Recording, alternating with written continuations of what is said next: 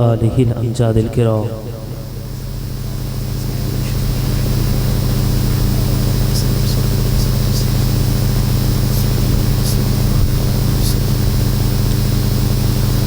لی خمسۃ اطفی بہا حر الوباء الحاتمہ، المصطفیٰ والمرتضیٰ وابناہما والفاطمہ، غوث اعظم بمنی بے سر و ساما مدد، قبلہ دین مدد، کعبہ ایماں مدد، الہی تابوت خورشید و ماہی، چراغ چشتی یارا روشنائی، بگرداب بلا افتاد کشتی، ضعیفانو شکستہ رات و پشتی، بحق خواجہ عثمان ہارون، مدد کن یا معین الدین چشتی، مدد کن یا قطب الدین چشتی، مدد کن یا فرید الدین چشتی، مدد کن یا نظام الدین چشتی، مدد کن یا نصیر الدین چشتی، شہباز قطب غوث فقیر است و حادیم، مسکین معین غفور کریم است دائمم، مخدوم جملہ عالم و بے شک ولی رحیم، مولانا ایست در صف مردان خالقم، اغثنی وامددنی فی قضاء حاجتی، یا مولوی المانوی سیدنا شہباز محمد شیئا للہ، اغزا حاجاتی اغزا حاجاتی اغزا حاجاتی بالرداء سرمدی، سبحان ربک رب العزت عما یصفون، وسلام علی المرسلین، والحمدللہ رب العالمین، بحق لا الہ الا اللہ محمد رسول اللہ صلی اللہ تعالی علیہ وسلم۔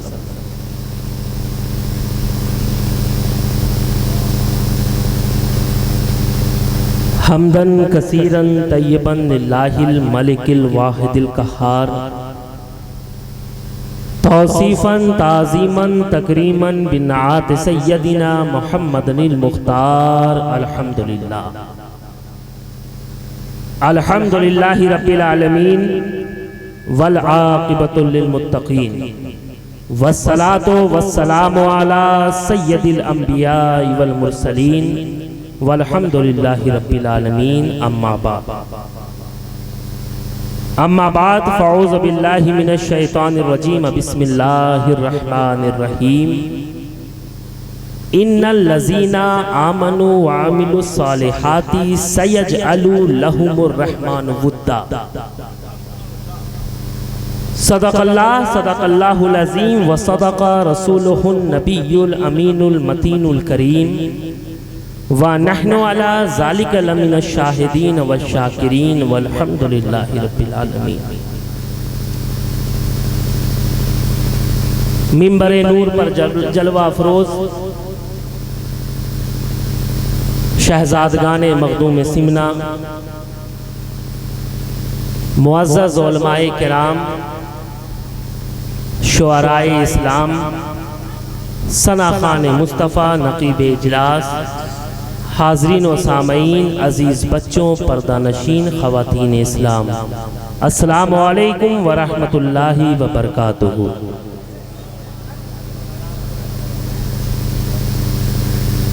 اللہ تبارک و تعالیٰ کا لاکھ لاکھ شکر و احسان ہے کہ اس نے ہمیں اور آپ کو اس بابرکت محفل میں آنے کا شرف بخشا۔ تمام تعریف حمد و ثنا اسی کو زیبا جس نے لفظ کن سے تمام عالم کو پیدا کیا، اسی کی بارگاہ میں یہ گنہگار، سیہکار، بدکار، ذلیل و خوار، روح سیاہ بندہ فقیر شہبازی سید احرار عالم شہبازی اس طریقے سے حاضری دینا چاہتا ہے۔ موجودہ صاحب سجادہ اور میرے پیر و مرشد انتخاب المشائخ حضرت العلام سید شاہ محمد انتخاب عالم عطا شہبازی المعروف حضور میاں صاحب قبلہ فرماتے ہیں کہ اور تو کچھ بھی نہیں، بس یہی دولت دے دے۔ اور تو کچھ بھی نہیں، بس یہی دولت دے دے، یا خدا مجھ کو محمد کی محبت دے دے، یا خدا مجھ کو محمد کی محبت دے دے۔ اور یہیں پر ٹھہر کر کہنا چاہتا ہوں، شاعر مشرق علامہ اقبال کہتے ہیں کہ محمد سے وفا تو نے تو ہم تیرے ہیں، یہ جہاں چیز ہے کیا لوح و قلم تیرے ہیں، یہ جہاں چیز ہے کیا لوح و قلم تیرے ہیں۔ تبھی حضرت کہتے ہیں اور تو کچھ بھی نہیں، بس یہی دولت دے دے، یا خدا مجھ کو محمد کی محبت دے دے۔ اور یہ شعر اہل اسٹیج کی توجہ کہ روح کہتی ہے مناجات نبی پر آمین، روح کہتی ہے مناجات نبی پر آمین، اپنے محبوب کو محبوب کی امت دے دے، اپنے محبوب کو محبوب کی امت دے دے۔ روح کہتی ہے مناجات نبی پر آمین، اپنے محبوب کو محبوب کی امت دے دے۔ میں شکر گزار ہوں جناب عرفات صلی اللہ علیہ وسلم کا کہ انہوں نے حضور شہباز خطابت حضور خطیب اعظم ہند علیہ رحمت و رضوان کا بہترین کلام عبدالوکیل صاحب کو دیا۔ انہوں نے اس کلام کو پڑھا، تبھی میرے ذہن میں یہ حمدیہ اشعار آیا جس کی طرف حضرت شہباز خطابت نے فرمایا تھا کہ امتی امتی کہہ کے سرکار نے لاج رکھ لی ہے لاکھوں گنہگار کی، اور جس کی طرف بریلی کے تاجدار امام احمد رضا خان فاضل بریلوی فرماتے ہیں، کہیں گے اور نبی اذهبوا الی غیری، میرے نبی کے لبوں پر انا لہا ہوگا، سبحان اللہ سبحان اللہ، لبوں پر انا لہا ہوگا، اور نبیوں کے پاس جاؤ گے تو وہ کہیں گے کہیں اور جاؤ، موسیٰ کلیم اللہ کے پاس جاؤ گے وہ کہیں گے کہیں اور جاؤ، عیسیٰ علیہ السلام کے پاس جاؤ گے وہ کہیں گے کہیں اور جاؤ، لیکن جب کملی والے کے پاس جاؤ گے تو وہ کہیں گے میرے پاس آ، گنہگار میرے پاس آ، خطاکار میرے پاس آ، اسی اشعار میرے پاس آ۔ اسی لیے حضور خطیب اعظم ہند فرماتے ہیں امتی امتی کہہ کے سرکار نے لاج رکھ لی ہے لاکھوں گنہگار۔ بظاہر آپ بہت کم تعداد میں اس وقت موجود ہیں، لیکن فرقان اشرف صاحب کی آنکھیں بتا رہی ہے کہ یہ کہہ دو کہ ہر دور میں اہل حق کی تعداد کم ہوتی ہے، ہر دور میں اہل حق کی تعداد بہت کم ہوتی ہے۔ آپ کربلا کا منظر ہی دیکھ لیجئے، جب حضرت امام مسلم نماز پڑھا رہے تھے تو ان کے پیچھے مقتدی 72,000 تھے، لیکن جیسے ہی مصلی پر امام حسین آتے ہیں تو ان کے پیچھے فقط 72، اور الحمدللہ ہم انہی کی اولاد ہیں، یہ انہی کی اولاد ہے، ہماری رگوں میں بھی امام حسین کا خون دوڑ رہا ہے، مصطفیٰ جان رحمت کا خون دوڑ رہا ہے، فاطمۃ الزہرا کا خون دوڑ رہا ہے۔ اس لیے ہم خطابت مجمع دیکھ کر نہیں کرتے، اشتہار دیکھ کر نہیں کرتے، بلکہ اپنے اسلاف کی صورت کو دیکھ کر کرتے ہیں، ان کی تعلیمات دیکھ کر کرتے ہیں۔ اس لیے آگے بڑھ کر حضرت فرماتے ہیں کہ ہم نشینی مجھے اس دور کی راس آتی نہیں۔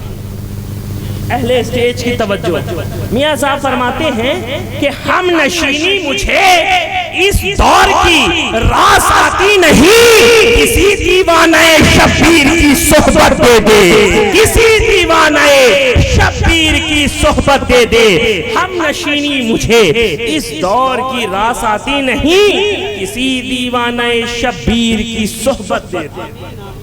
اور ابھی جناب تاریخ اشرف صلی اللہ علیہ وسلم نے شجرہ خانی پڑھا، شجرہ پڑھا، اس کو اپنی نگاہوں میں رکھیں اور یہ شعر سنیں کہ یا خدا شجرہ نسبت کا بھرم رکھ لینا، یا خدا شجرہ نسبت کا بھرم رکھ لینا، میں گنہگار ہوں آقا کی شفاعت دے دے، میں گنہگار ہوں آقا کی شفاعت، میں گنہگار ہوں آقا کی شفاعت دے دے، میں گنہگار ہوں آقا کی شفاعت دے دے۔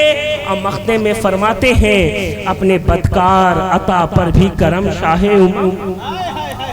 اپنے بدکار عطا پر بھی کرم شاہ امم، حشر کے دن مجھے یہ کہنے کی جرأت دے دے، حشر کے دن مجھے یہ کہنے کی جرأت دے دے، اور تو کچھ بھی نہیں بس یہی دولت دے دے، یا خدا مجھ کو محمد کی محبت۔ حضرات آپ بعد نماز عشاء سے لے کر اب تک عشق مصطفیٰ،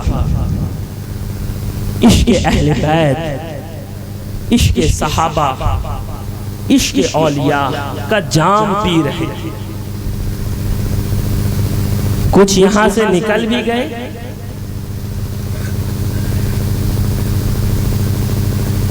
اور گھر جا کر پسر بھی گئے،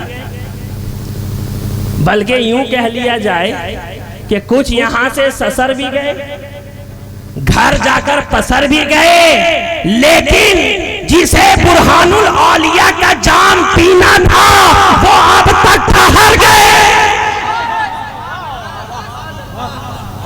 جس کو اور جام پینا تھا وہ ٹھہر گیا ہے، اور جو پی کر مست ہو گیا تھا وہ یہاں سے چلا گیا تاکہ نشہ اتر جائے۔ اسے پتہ نہیں ہے جو نشہ محفل مصطفیٰ صلی اللہ تعالیٰ علیہ وسلم میں پلائی جاتی ہے، وہ نشہ اگر صدق دل سے سچی نیت کے ساتھ پی جائے تو وہ نشہ میدان حشر تک نہیں نکلتا، کیونکہ یہ برہان الاولیاء کانفرنس ہے۔ جو اس کانفرنس میں آئے ہو تو کچھ پیغام لے کر جاؤ، اس لیے کہ وقت میں اتنی گنجائش نہیں کہ لمبی چوڑی گفتگو کی جائے۔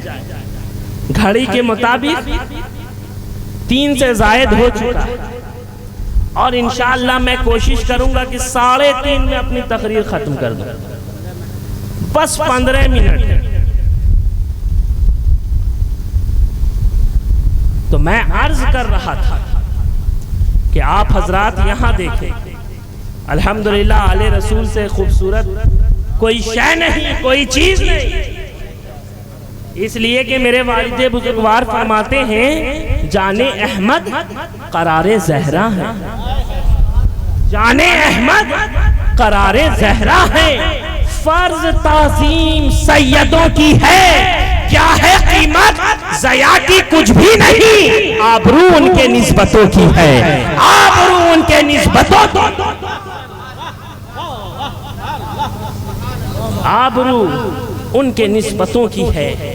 پیارے بس کچھ دیر آپ میری طرف دیکھیں، بہت تیزی کے ساتھ اپنی بات کو مکمل کروں گا اور اپنی جگہ پر بیٹھ جاؤں گا۔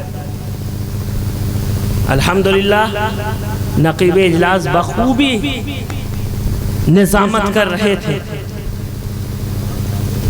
اب جب تک نقیب کسی بات کو پورے شہر بھاگلپور سے نہ گھماتا ہوا فتح پور آئے تو اس کا پیٹ ہی نہیں بھر پائے، لیکن میں گھمانے کا عادی نہیں، جو کہوں گا بہت ہی صاف جملوں میں اور بہت ہی مختصر وقت میں کہوں گا، اس لیے میں گھمانے کا عادی نہیں، اس لیے آپ چین سے بیٹھیں، میں بس کچھ باتیں بہت تیزی کے ساتھ کروں گا۔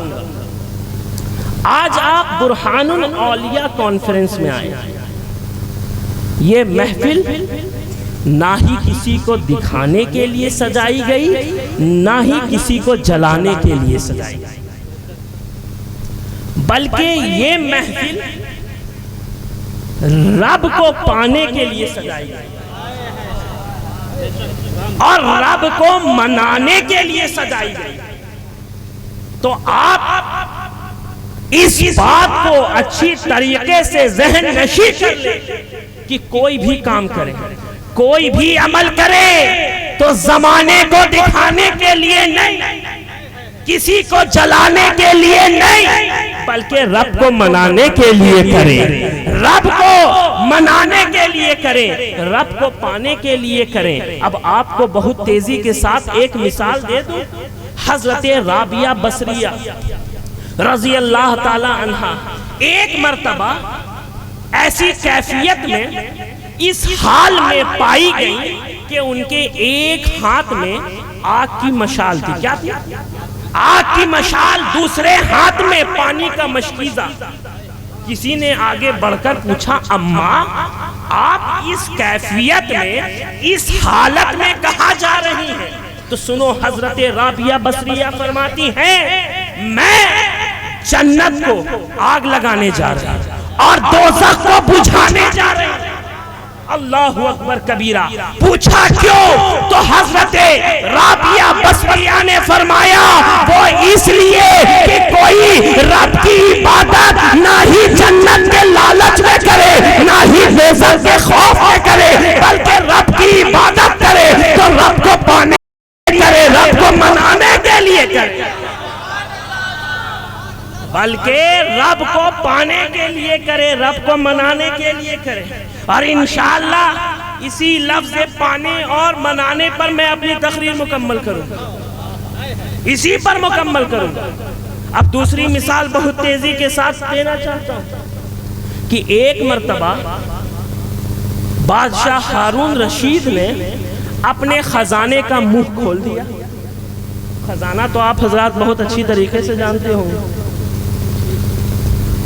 جیسے ہی کھل جائے نہ لوگ اور دیکھیں نہ تو بہت تیزی کے ساتھ دروازے پر بھیڑ لگا دیتے. اب تو بچہ جان گیا کیونکہ کچھ ہی سال پہلے لاک ڈاؤن گزرا. جیسے ہی بھنک مل جائے، خبر آ جائے کہ فلاں سیٹھ صاحب اناج بانٹ رہے ہیں، گیہوں بانٹ رہے ہیں، آٹا بانٹ رہے ہیں، چاول بانٹ رہے ہیں، ایک ہجوم اس کے دروازے پر لگ جائے. اسی طریقے سے بادشاہ وقت نے، بادشاہ ہارون رشید نے یہ اعلان کر دیا کہ جو میرے یہاں آئے گا اور جس چیز پر ہاتھ رکھ دے گا وہ چیز میری. کیا فرمایا؟ کہ جو آئے گا اور جس چیز پر ہاتھ رکھ دے گا وہ چیز اس کی ہو جائے گی. لوگ آنے لگے. غور کیجئے گا، کوئی آ رہا ہے چاندی پر ہاتھ رکھ رہا، چاندی پا کر جا رہا. کوئی آ رہا ہے سونے پر ہاتھ رکھ رہا، سونا لے کر جا رہا. کوئی آ رہا ہے جواہرات پر ہاتھ رکھ رہا ہے، جواہرات لے کر جا رہا ہے. اتنے ہی میں لوگ کیا دیکھتے ہیں؟ سامنے سے بادشاہ ہارون رشید کی باندی چلی آتی ہے. وہ بادشاہ ہارون رشید کے قریب آتی ہے اور اپنا ہاتھ بادشاہ ہارون رشید کے سر پر رکھ دیتی ہے. غصے کے عالم میں بادشاہ ہارون رشید کہتا ہے ارے بے وقوف، ارے نادان، کمزاد، یہ تو کیا کر رہی ہے؟ لوگ آ رہے ہیں جواہرات پر ہاتھ رکھ رہے ہیں، جواہرات لے کر جا رہے ہیں. وہ باندی بہت ہی ادب کے ساتھ عرض کرتی ہے حضور نادان ناسمجھ میں نہیں بلکہ یہ لوگ ہیں. نادان ناسمجھ میں نہیں بلکہ یہ لوگ ہیں. میں جان رہی ہوں لوگ آ رہے ہیں چاندی پر ہاتھ رکھ رہے ہیں، چاندی لے کر جا رہے ہیں، جواہرات پر ہاتھ رکھ رہے ہیں، جواہرات لے کر جا رہے ہیں، لیکن خدا کی عزت کی قسم میں نے اس پر ہاتھ رکھا ہے جو چاندی کا بھی مالک ہے، جو سونے کا بھی مالک ہے، جو ہیرے کا بھی مالک ہے، جو موتی کا بھی مالک ہے، جو تخت کا بھی مالک ہے، شہر کا بھی مالک ہے. تو بلا تشبیہ اور تمثیل یہ جو اولیاء اللہ والے ہوتے ہیں، ابرار و اخیار ہوتے ہیں، محسنین ہوتے ہیں، موقنین ہوتے ہیں، وہ دنیا والے پر نظر نہیں رکھتے ہیں بلکہ اپنے رب کی رحمت پر نظر رکھتے ہیں. اس لیے کہ وہ جانتے ہیں اگر میں نے خدا کو پا لیا تو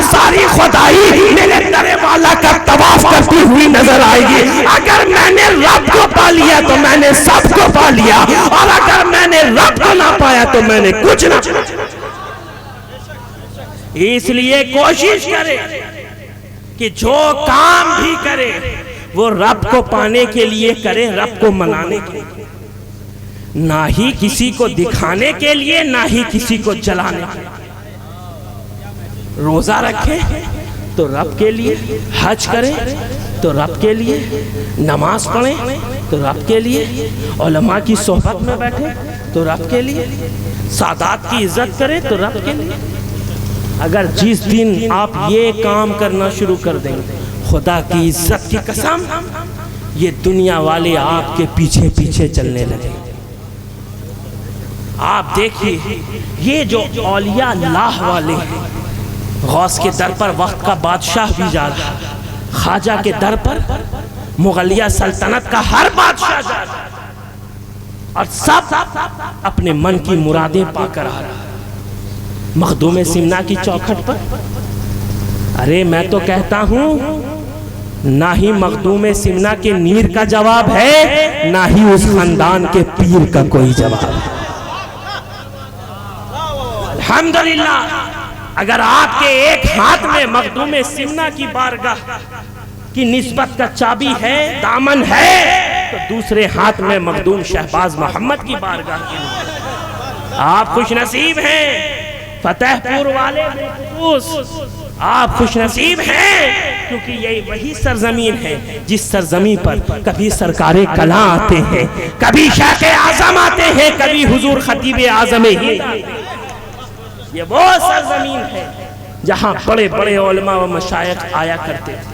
تو پیارے میں عرض کر رہا تھا کہ یہ جو اولیاء اللہ والے ہوتے ہیں بالکل زمانے سے الگ، کوئی جنگل میں جا کر برسوں برس رب کی عبادت کر رہا ہے، کوئی پتا کھا کر اپنی زندگی کو گزار رہا ہے، لیکن قربان جاؤ آج بھی ان کی بارگاہ میں، ان کی چوکھٹ پر لاکھوں کی تعداد میں لوگ جاتے ہیں کہ نہیں؟ غریب نواز کی بارگاہ میں جاتے ہیں۔